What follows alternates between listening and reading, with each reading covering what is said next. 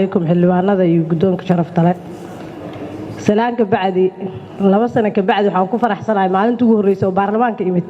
wixii aan dhaliilay in maanta horta baarlamaanka oo dhan ay fahmeen oo hay'adii aan sheegay oo bila ujeedada ahaa hadda uu xilwaanadii iyo ay dhan ay arkeen oo ay hadda dareemeen wixii aan sheegay inay wax jira ahaayeen oo maanta ugu wada fikiriyeen inta badan horta waa ku faraxsanahay ayagana ku maadsan yihiin talabaad sidoo kale waxaan ku faraxsanahay daraad kalfadhiga kan koreeyay sabtiga waxa arkay guddiga joogtada ahaa oo doodayo oo leh waxaas shacabka Soomaaliyeed danuma wallahi waa ku faraxsanahay ayagan inay wadaniyiin noqdeen ay dareemeen inay muwaadiniin oo xilwaaniyiin oo shacabka Soomaaliyeed matalaan oo dibkooda inay ka hadlaan xaq u leeyihiin ayagan waa ku faraxsanahay oo dareemayaan in mas'uuliyadoodu ay tahay inay si sacbinin ay tahay inay wax sheegaan dalka ay dadkan dan u ah ayadan waa ku faraxsanahay intaas ka bacdi waxaan rabaa ajandaha maanta oo ahaa hay'adii aan sheegay oo tirada badnaa hay'adahaas horta waxa hadda ugu badan oo la isku hayo waxa waaye lacag looma hayo lacag inaan loo haynin waa la ogyahay laakiin lacagta sida loogu raadihay ma aha sida saxda ah oo miisaaniyada ku jirtay waxa loogu raadihay waxa waaye sidii daraad wasiirka maaliyaddu uu ka sheegay saxaafadda uu lahaa EFC gaal canshuuraha oo kale horta wadankan ma baarlamaanka sharciga dejiyo mase wasiiraha seexanayo sharciga soo saara subax markuu soo kaco taliye ciidana habeenkii seexay subaxii soo kaca sharciga soo saara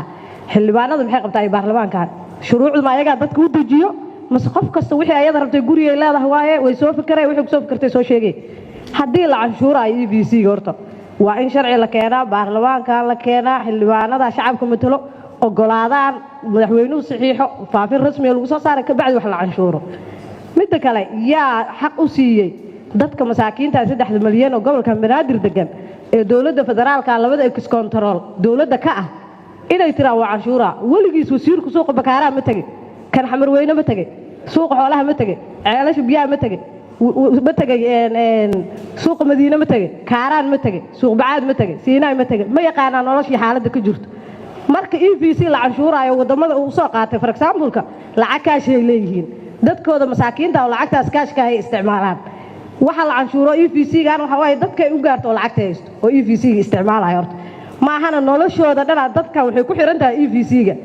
nin gaar gacan riixayo oo $3 soo qaatay markii la dhaho marka naagta u tuurto 10 sentiya ka go'ayso marka bariis soo gadatana 10 go'ayso marka caloolay gadatana 10 go'ayso maxaa haraayo waa inuu dhinto oo isku horimaad mid kale salaam barga iyo shirkadaha loo yeeray lacagta ma lacagta shacabka Soomaaliyeed iska leh qof kastana inta tagto ee $100 ka soo baxsay waxay ku qasban tahay inay $2 wax ku gadato $98 loo celiyo hadii wadanka Mareykanka oo yahay lacagtaas sarifka oo dollarka la helayo EFC waa la canshuuri karaa sax waay oo la helayo 50 20 30 hal ilaa wixii ka yar waa la canshuuri karaa EFC-ga laakiin ayadoo lacag ka heshin leelin EFC la canshuura horta waa riyo dadkan Soomaaliyeed ku keenay kama aqli yar horta oo canshuuraha beenta loo soo fikiray waxaan si gooni u la hadlaa xildhibaanada 61 oo anigu aan ka mid tahay gobolka Banaadir iyo dadka degan isla haysiiyo xildhibaanimo waxa uu tiin in shacabka maali ilaahay keeno loo soo fikiro lacag in la saaro oo adinku lacagahaas wax yar oo sardareeraal idinka siiyo ee aad ku faraxsantiin ee leediin madaxweynaha isku reernahay ra'iisul wasaaraha saaxiibna war waxaas ma aha wixii noo soo door waxa la idin ka rabaa waxa wadankan ka jiro si sax ah inaa uga hadashiin oo runta ay sheegtiin oo ilaahay ka cabsootiin maaliyadda wadanka heer waxay maray wasaaradda maaliyadda $20 tasdiiq qaadi jiray xafiis niman inta looga furay ay $70 ku qaadayaan ee 20 wasaaradda loo diray 50 ay jeebkooda gashaayaan waa faraxsan yihiin ma wax dhibaato ka jiro masaakiina maalinta subax inta baxday dhar yaa u dhaqaa islaan dhahayso subaxii $2 $3 soo helay $3 maal canshuura salaam bangi iyo hormuud iyo shalay waa la xiray waxa la saaray dhibaato lagu sameeyay hadda waa tukal oo labaad duulaan cusub waay oo kale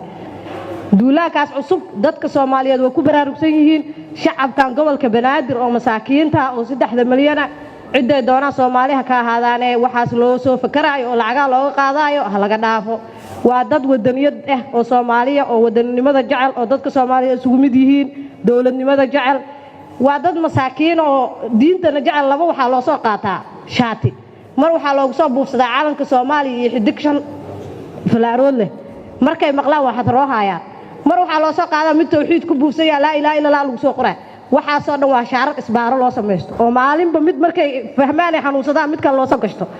war ilaahay intaa ka cabsatiin maaliyad iyo miisaaniyad waxaas wax ka horeeya jireen waddankan baarlamaankan waxaa la rabaa guddiga maaliyadda inuu wasiirka maaliyadda u yeero wasiirka difaaca sidoo kale in loo yeero wasiirka gaashaaniga